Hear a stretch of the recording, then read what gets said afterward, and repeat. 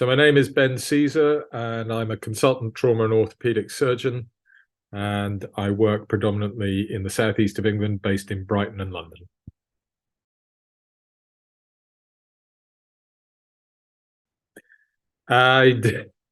That's a really good question, and I decided to become a doctor for a number of reasons. I felt drawn to doing something to help people.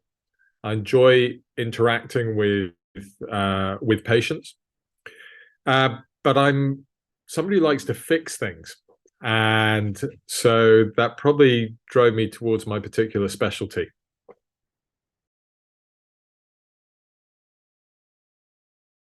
So trauma and orthopedics happened a little bit by accident because I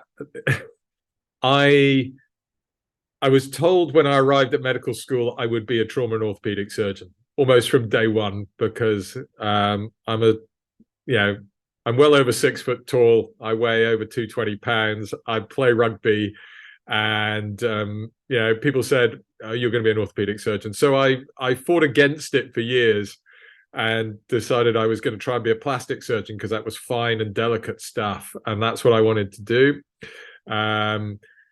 And I spent my first night on call as a junior doctor with the trauma and orthopedic team I was working with at the time, and my friend and I suppose my senior colleague at the time, Mr. Harold Naboku, took me to theatre, got me to put a Steinman pin in a patient, got me to put some screws in a patient. I thought, this is brilliant. I really like this, and this is what I want to do. I want to be doing this. And so, unfortunately, sorry, plastic surgery, you fell by the wayside on day one.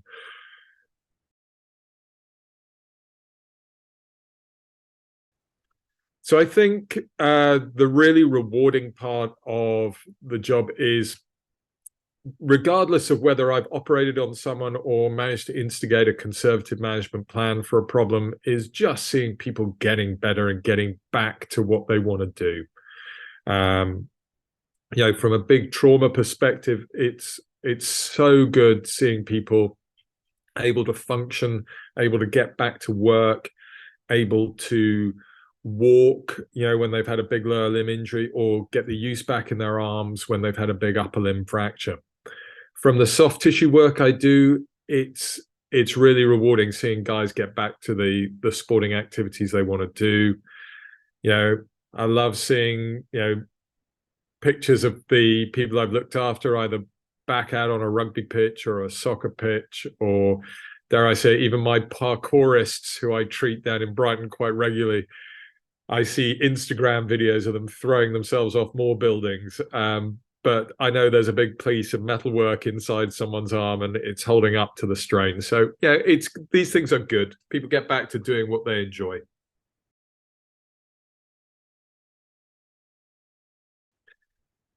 I hope that what I give them is time with me, the benefit of the experience that I've accumulated over the last quarter of a century, and also the opportunity to seek a non-operative solution if it's available. So I'm conservative with a small c to try and always find that option that doesn't require people to have surgery.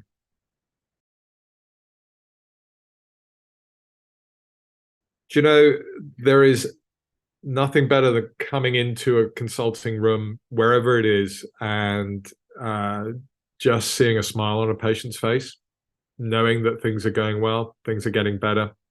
There's always the disappointments when things are not going well, but that's not often. It's rare. And there's usually some way we can get around it. So I like seeing people getting better. That's my thing. I just like seeing people get back to how they want to be and get on with their lives.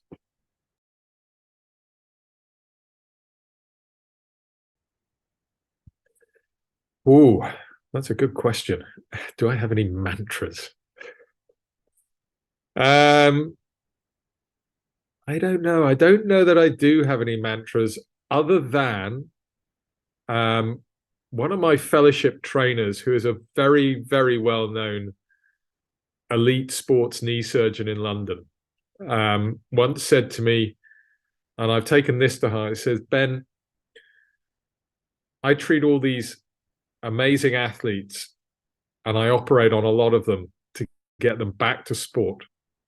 But the vast majority of the work, over 80% of the work I do, is in clinic, not the operating theatre. So I take that to heart, and I know that it's the time you spend with the patients, the explanations you give to the patients, the support you give to the patients post-operatively that really makes the difference. And it's, we can all learn to do a good operation, but it's how you manage your patients.